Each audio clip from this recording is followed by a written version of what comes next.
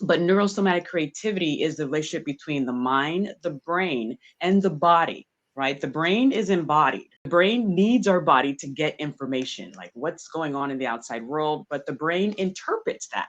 That's why you and I can look at the same painting and have a completely different experience with that or a Mhm. situation, because our brain is framing it depending on what you and I have gone through in the past, which have been completely different experiences.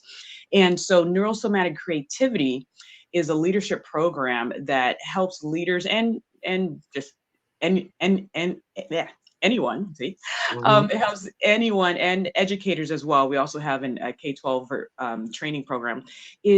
So what the research is showing us, fascinating research, is there's a book called Your Brain on Art. I highly recommend it, especially for people who have an arts background, who have been trying to advocate for arts in other areas. Okay. But what we're seeing is that a brain that has exposure, especially earlier on in the lifespan in your childhood, to Exposure.